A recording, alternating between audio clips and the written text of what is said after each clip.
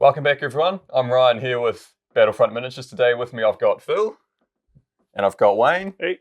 And I've got a really heavy, massive book. We're here with Eastern Front, and today we're going to give you a quick first look at what's inside, what makes up this book, and why I think you should all buy it. Wayne, do you want to give us a quick, brief rundown of what this massive novel is? This massive 360-odd page book is a compilation of all the mid-war Eastern Front books. So we've got Iron Cross, Enemy at the Gates, Ghost Panzers, Red Banner, plus the 3 Axis Allies booklets. So there's White Death, Hungarian Steel, and Brave Romania. And then on top of that, there's a bit of stuff from the German paratroopers, some Fallschirmjäger in here as well. And then there's a whole pile of new unusual vehicles. Some new wildcard units. So Phil, regarding compilations, a bit similar to the North Africa compilation, kind of everything thrown together? Yep, it's not changed in any real respect. It's just all of the books put in one convenient volume so that everyone can just pick it up in one go instead of having to find a dozen different books which may or may not be stocked in their retailer. Yep. So with North Africa as well being in mid-war, is this then compatible with the existing mid-war compilation system? Yep, so it's got the same point system. You can play one against the other. If you want to play in Tunisia in North Africa, then using the Iron Cross forces would represent the types of troops that were there. Yep. So yeah, it's perfectly compatible. And Italians on the Eastern Front, there's particular forces inside North Africa you can use to field the Italians. Just the basic infantry, things like that. Yeah. Cool. So I'm staring at 4 whole pages of contents. So I guess we will begin to make our way through this. And it looks like we're going to start with the Germans. So we'll flick over to Iron Cross. And Iron Cross is going to be very similar to what it originally was. Yep, it's basically the 1942 German army on the Eastern Front. So there's a lovely map there you've got there of the main campaigns, sort of coming in from the top and then just occupying the whole of the Donbass where Russia is sort of active at the moment, all the way down to the Caucasus, and reaching a little city called Stalingrad, where things got a little heated for a while. And if you're looking for it on a map now, it's called Volgograd. Yes. And then there were huge battles as the Russians encircled Paulus's 6th Army at Stalingrad. And this is the part of the book that covers that. Yep. So that's pretty standard. We've got some nice history pages there as well. Some of the old maps from the original books, the big Battle of Stalingrad all mapped out, which is fascinating to read. And then pretty standard mid-war formations then as well. Yep, the formation diagram has an Iron Cross half and a Ghost Panzers half, but you can mix and match between them. Although the Ghost Panzer stuff didn't really appear before the middle of 1943, the 1942 style stuff from Iron Cross was still going strong in the Battle of Kursk. So perfectly viable to have half of your army from one part and half from the other. Cool. And then next this is yours one, isn't it? The Fallschirmjäger little booklet we did a booklet for Fallschirmjäger to cover both the operations in the Eastern Front and North Africa. So we've put the appropriate thing for for the Eastern Front in this book as well. But that next page had something else that you might want to talk about. We get to the first of the sort of prototypey type things. The Dicamax, the Fat Max. It's a 10.5 centimeter self-propelled gun. So it's an even bigger version of the Hornissa, but it was earlier, and they only actually built 3 of them, I think. And by mid-war, there were still only 2 of them. 2 going. But that's fun, and they actually saw combat. And I think really one got wiped out pretty quickly from memory, but another one chalked up quite a few kills and took a lot of tanks. The first one that died was an ammunition explosion or something like that. That actually sounds about right. Yep. And it's Big Buddy Stura Emil, which is, I think, Stout Emil or Emil. Sounds about right. Might be written away in there. And it Stubborn. Stubborn. Oh, Stubborn email. Yep. Okay. Which is a cartoon character from the time. And it's got a 12.8 centimeter, just over 5 inch, 5.2 inch, I think, for the Americans, gun. Humongous, great thing. And the armor of a medium tank on it as well. So 5 front armor. It anti-tank 20 firepower 2+. Just pointed at something and go, okay, I hit. No, don't worry. What was the origins of the gun? It was an AA gun, I think. Oh, okay. Yeah. A humongous, So great. it was something for getting the high flying stuff. It was the latest and greatest design. I don't even think it had entered service as an AA gun when they designed it as a self-propelled gun. It was designed as a bunker buster, and there were rumors that the Russians were going to put out tanks that were invulnerable even to the 88s. So they built some of these, and in fact, you can have a mixed unit of 2 of these and the last surviving of the Dicker Max. It's not the same 12.8 that eventually appears in the Jag Tiger. No, this one's even longer and nastier. Well, the 88mm bunker flak. Put it on tracks. Yep. Put an 88 on a giant half track. Yep. They realized that in 1939 that the Poles had border defences and the French had bigger border defences, the Magnio line. And so they decided that they'd build a bunker buster. So they put 88s on half tracks. On the half track. And then they discovered that they actually needed them more as heavy tank destroyers. So they sent a battalion of them to the Eastern Front, and they fought alongside the Stura Emil and Dicker Max. Yep. I think cool thing with this coming off North Africa is these also combat service, and you've got the records of that in here. Yeah. So you've got Stura Emil, one of them ended up with 22 rings painted around the barrel of it. So they were in the theatre. Yeah. And if you really want to dig around, there's some cool history in here, and you could really build a historic force with these included. Yeah. And then remove whoever you're fighting on the table for the most part. But that's not all. Yep. There's the Tiger P, which we first saw in North Africa. Yep. They were going to send them to North Africa because, of course, they have air-cooled engines, which in the desert they thought was a good idea. But if it had worked better than the Tiger H, the Henschel, the standard Tiger, they would have basically used it everywhere. It was a competition. Who can build the better Tiger? Yep. Porsche with his really high-tech, clever ideas, or Henschel with their more conventional ideas. Yep. Turned out that Porsche's high-tech was a little bit too high-tech. Too high-tech. But he did get it mostly solved, and they basically rebuilt the Tiger P hulls into the Ferdinand. It's called a Ferdinand for Ferdinand Porsche. Yep. And then we got something quite a bit smaller than everything else. Yep. This is the cool one that Wayne was looking at. There you go. It's a very strange little vehicle. A Panzer I, armed only with 2 machine guns, with the armour of a Tiger. It's kind of a little bit like the British Matilda I, really. It had the same thing. It was heavily armoured and was just armoured machine guns. Yeah. In the start of the war, everybody thought infantry support tanks were the way to go. Something so heavily armoured that it could just drive up to a pillbox or a bunker and then just machine gun it while the infantry assaulted. And it wouldn't have to worry about anything. So the Germans decided, yes, the Matilda and the Char B and so forth, they were a lot of trouble in the French campaign. We should build some. Of course, by the time they got them built, everybody else had abandoned the infantry tank idea, and they found that they weren't actually that much use, but they sent them to the Eastern Front. Yep. And they fought on the Eastern Front, and then they ended up fighting partisans.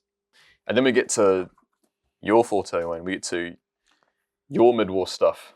Well, yeah, this is the stuff I worked on. Yep.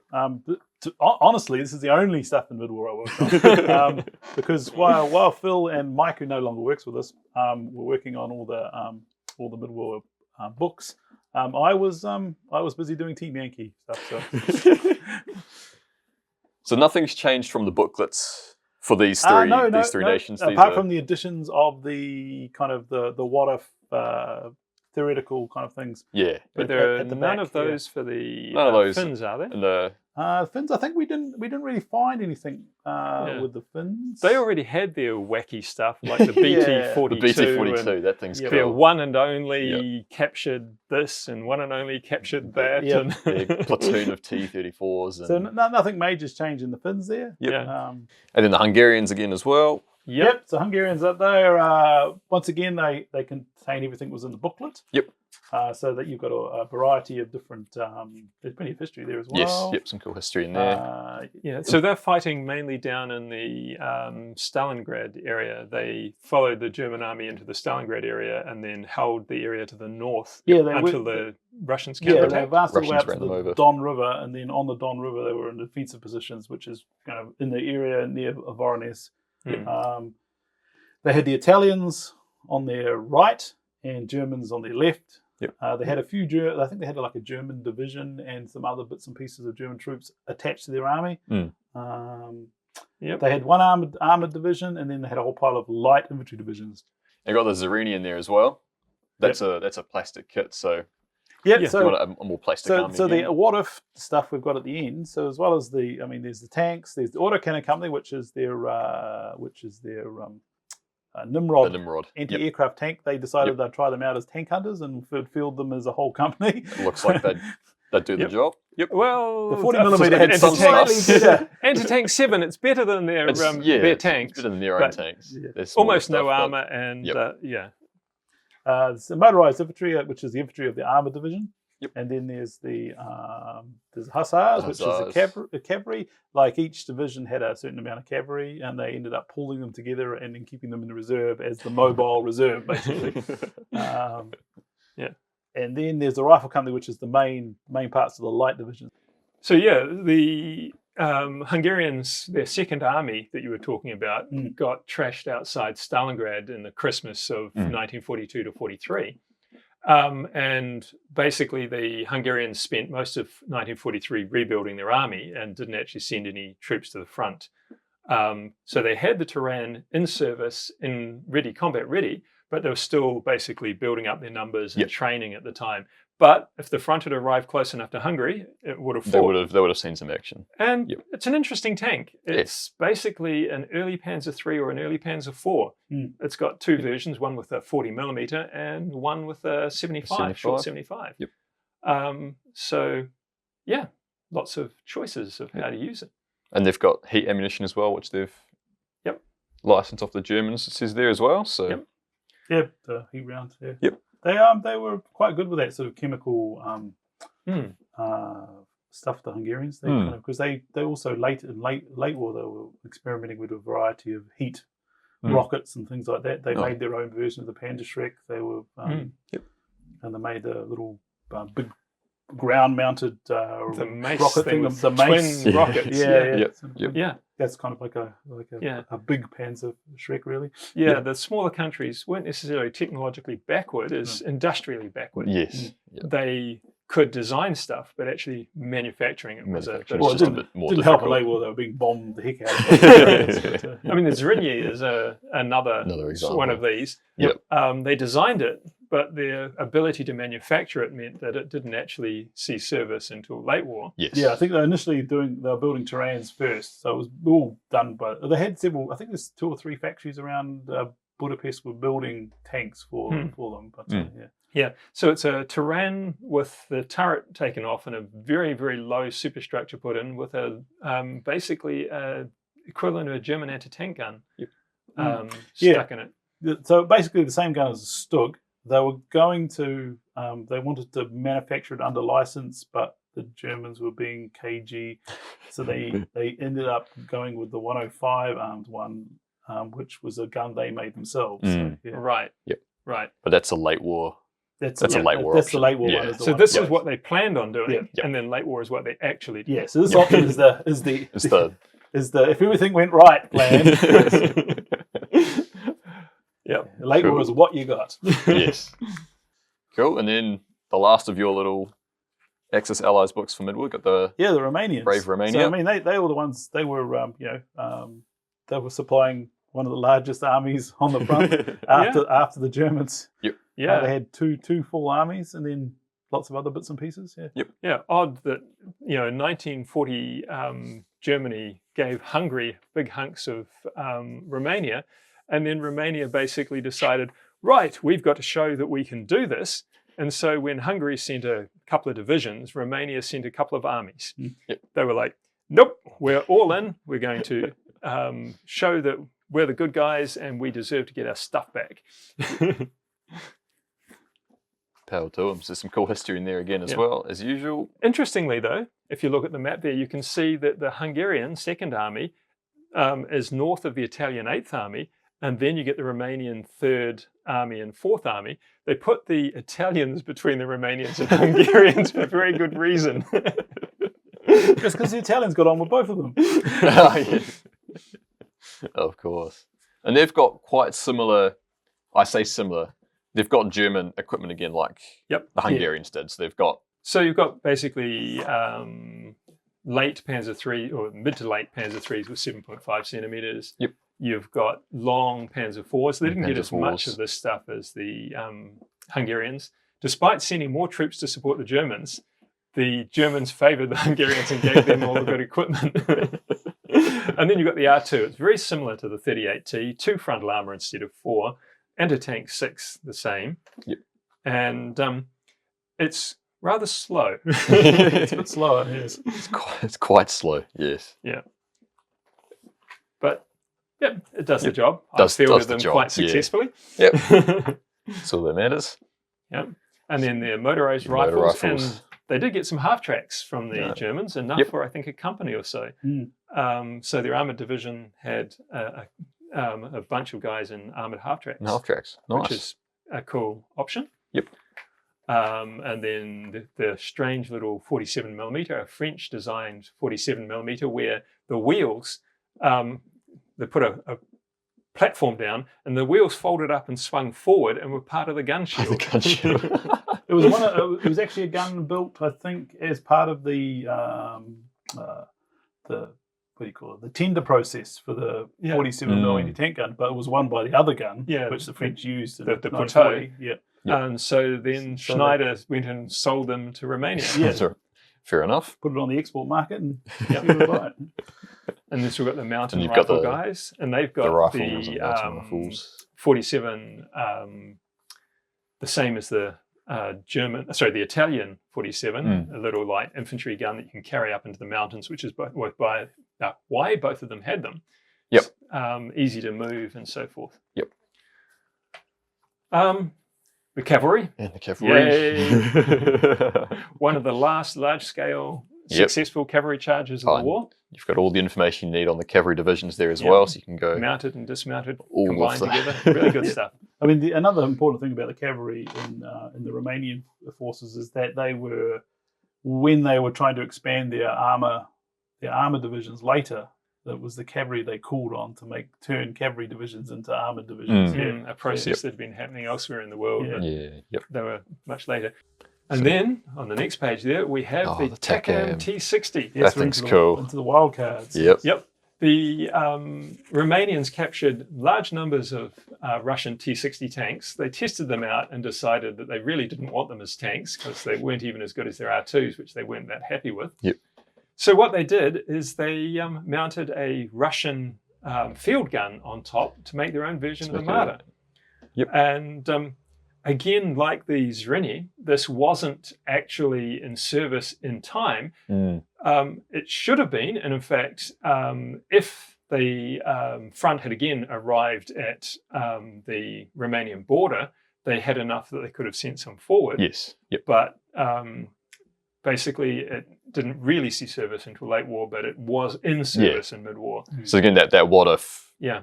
Soviets had advanced quicker? Yeah. And it gives the Romanians some quite nice self-propelled anti-tank of their own. Yes. Yep. And then their catalogue again as well. And then we get into the Soviet Union. The other side of it, the Soviet Union. The enemy at the gates. These guys, a mere 115 pages, have to take on the whole 244 pages on their own. I think they're very well equipped to do it, though. They are.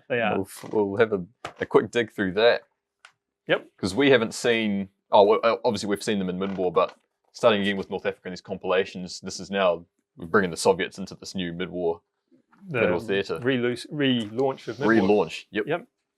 And so the first part of the book, The Enemy at the Gates, is the 1942 stuff. Yep. The time when basically Stalin would order a tank corps formed. 2 weeks later, it would be formed. 2 weeks later, it would be in battle. 2 weeks after that, he'd be ordering it to be reformed. Or awarding it guard status. Yep. So, yeah, they were basically training for them meant being on a train. So I think we're going to start with some tanks by the looks of it. Yep. So we've Some got, good again, tank the options. Enemy at the Gates and Red Banner formations. So it's the 1942 up to Stalingrad sort of thing. Yep. And then the stuff built after Stalingrad. But again, a lot of the 1942 stuff was still fighting at Kursk. Yes. So you've got the shared support. Yeah. Yep. So, yeah, basically the Russians didn't... they built units and then they sent them into battle, and they very rarely actually reinforced them. Yes. They just left them in battle until they were so worn out that they had to be replaced. Yep. So a unit equipped with M3 Lees in 1942 might still be fighting around Kursk with M3 Lees, M3 Lees. and then it would be sort of built as a brand new, latest and greatest T-34 formation. Yep. And then we get to something... the first of the new and interesting things, the KV-3. different. Yes. So again, this was a pre-war design, or pre-1941 design. They decided that since the Germans were building huge anti-tank guns, you can see that there was this little sort of miscommunication backwards and forwards. The Germans thought the Russians were building huge tanks, so they built big anti-tank guns. And the Russians thought, oh my God, the Germans are building big anti-tank guns, So we're we going to build bigger big tanks. tanks. So they took a KV and they stuck a 107mm naval gun on it. As you do. And up-armored it. Yep. And added a little more length to the chassis, supercharged the engine, and built the KV-3. Yep, the KV-3. And so you can replace KV-1s with KV-3s in a mixed tank battalion. And you've got a few more sort of mixed options there. Yep. So, yeah, they built one or two of them, and they may have actually been used in the defense of Leningrad. And if basically the Germans had waited a little longer before they attacked, they would have built a lot more of them. Yes. Yep. So another slightly more of a potential what-if unit than some of the German stuff, but it's still very feasible. Yeah. Yep. Another of the new ones. Another big cool T-43. unit. Yes. The proposed T-34 replacement. Yeah. Yep. Basically, they decided we need to build a proper turret. And so they put a separate commander and gunner. Yep. We need more armor because the Germans have got anti-tank guns that can penetrate a Go T-34. through the front of the T-34s. A lot of their anti-tank weapons can't penetrate a T-34, but enough could that the Russians were, nope, we need more armor. So this thing is front 8. It's still fast. Yep. And it's got a 76mm gun. Yep. It's lost the Overworked. overworked. Yep. So it's 2-1, no penalty. Yep. It is a really mean mid-war medium tank. Yep. Only problem is that it's also very similar to the KV-1S heavy tank, and so they It's still decided got a 76mm gun. Yes. Yes. we need to do better and go back to the drawing board and put an 85 in this, and that became the T-34-85 of late war. So yeah, the T-43 is what would have replaced the T-34, but they decided not to go with it. They did actually put some into combat, tested them. They worked. They were pretty good. They just decided more of the same, and the new T-34-85 And then would be 85 there. was born. Yep. Yeah, we need a lot of changes to manufacturing stuff that have to do while they already have the T-34. Yeah, well, it's got a torsion bar suspension instead of the Christie. It's got a engine across the back, so it's much shorter and more compact. Yep. It's a really modern design, and went on to become the T-55. Yes, well, that suspension was used in the T-55. Yeah. And the engine pattern and everything. It is a primitive T-55. Yep. Yeah, from late war. So post-war. So it would have eventually led to the T-44, which was the precursor of the T-55. Yes. Yeah. Yep. And then we've got an IS-85 Guards Heavy Tank Regiment. Now, they designed a KV with an 85 and then promptly decided that they really needed to improve the technology and built an IS-85. Yep. So this is a upgunned, improved, up-armored KV. It's got 10 front armor. It's still as fast as a Panzer IV. I was going to say faster, no, but as fast as a Panzer IV. 10 front armor, anti-tank 12. Now, the IS-85 didn't actually get into combat until March 1944, but they were in production and had been issued as replacements, but they were still basically in training and holding them back. But this beast is very similar to the KV-85, which did see the service in December.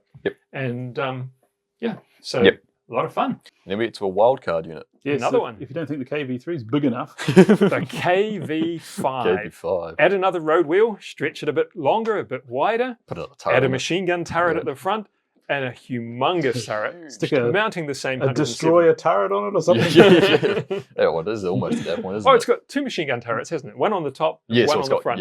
little R2-D2 looking. Any turret, droid you on need the a front of ladder it. to climb up. And of course, you didn't think that their KV armor was enough. So this has got 14 front 14 armor, 10 side armor. I told you there were things that were going to be able to save against the anti-tank Sturda 20 is still, it needs to be long range. You're still going to need a roll 5 or 6 to save, but it does have a chance of stopping a humongous round. So that's what you bring if your opponent's bringing massive German anti-tank guns, is you bring a massive tank. It's got the same gun as the KV-5, though, the 107. Yes. Yep. But just mounted in an actual destroyer turret. it is huge. Not very mobile. Not at all. It's a bunker with a big gun. Yes, its turning circle must be quite large. Yes, and you don't want to cross anything. Cross in 5 it as plus. well, so. Yes. A little heavy, a little high, Just a bit. a little long, bit nothing long, quite a bit. sort of well designed about that. Don't drive it down an alleyway. No. Yes, feel free to drive it down the alleyway. The buildings won't cause any problems to it as they fall down. So in conclusion, we've got